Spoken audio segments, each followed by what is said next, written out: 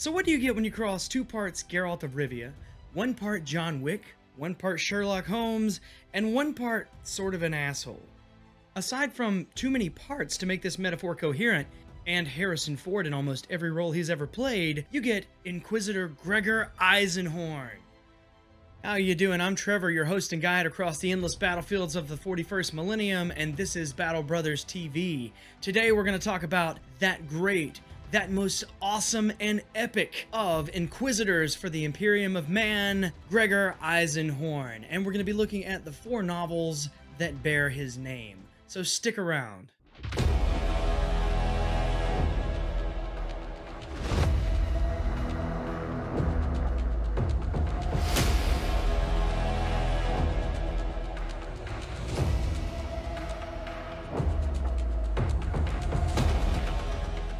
Gregor Eisenhorn is one of the most revered and loved and reviewed characters in the 40k universe, so here's another review. This no-nonsense Inquisitor begins his very long career, and I mean very long, like 3.5 centuries long, as a puritanical Inquisitor, which means that he follows the rules to the letter. He doesn't use any sort of means whatsoever that could even be misconstrued as evil or dabbling with warpcraft. To him, guilty means innocent, the Imperium of Mankind is perfect, bullets are a sentence, and by God, the Emperor protects. His hard-nosed approach to all of his cases, along with his can-do attitude, his diligence and patience, and his ability to apparently be shot, stabbed, psychically destroyed, have the nerves in his face severed, die and come back alive, and somehow still never actually truly die, make him one of the most effective and feared Inquisitors in the entire galaxy. That and a seemingly limitless amount of wealth and resources. I guess Inquisitors do okay for themselves? Normally throughout an Eisenhorn novel, after some pretty slick detective work, which he uses his team for largely, some very far from elementary deductions, bitch-slapping Dr. Watson into action, Dr. Watson in this metaphor being usually another set of Inquisitors who are less gusto about field work, he gets straight onto the trail of whatever foul game is always afoot in the Warhammer universe. Once in the field, he usually turns into a very Doc Holliday sort of shoot 'em up first and ask questions after the gunsmoke settles sort of dude. But there is a lot more to Eisenhorn than ruthlessly prosecuting heretics and aliens all over the galaxy. Oh look, I said heretic twice. Eisenhorn as a novel series is ultimately about an Inquisitor with a fierce and pragmatic reputation for getting results. But its real strength lies in the storied lives and the deep and fulfilling characters of the supporting cast of his crew. Godwin Fischig, Midas and Medea Betancourt, Uber Amos, Elizabeth Beckwin, Cara Swoll, Harlan Nail, Patience Kiss, Gideon Ravener, and many others are some of the best characters in the Warhammer 40k universe. Each of these characters has passions, has life of their own breathed into them by Dan Abnett. Each is crafted and believable, yet at the same time they are loyal and purposeful. And you know what? I'm gonna do it.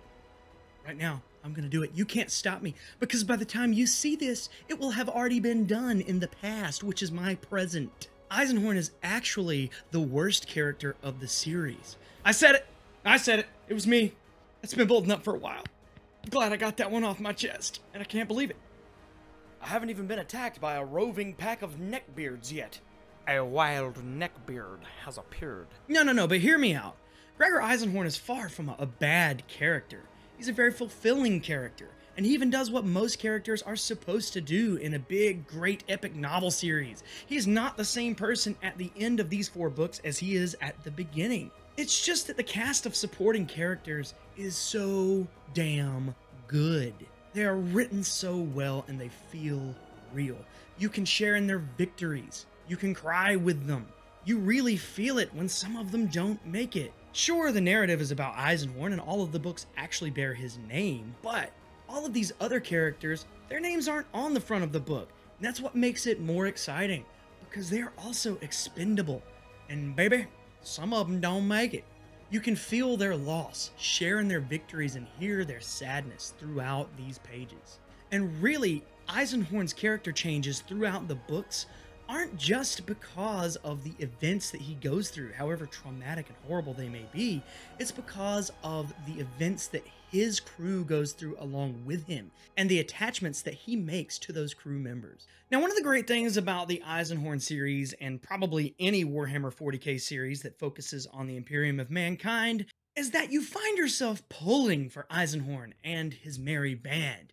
But if you really look at the novels through our modern lens of morals and ethics, they're terrible people!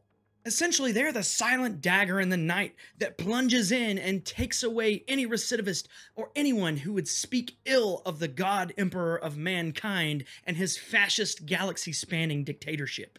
Who is really good? Who is really bad? These lines definitely get crossed often enough in the grim, dark future of the 41st millennium.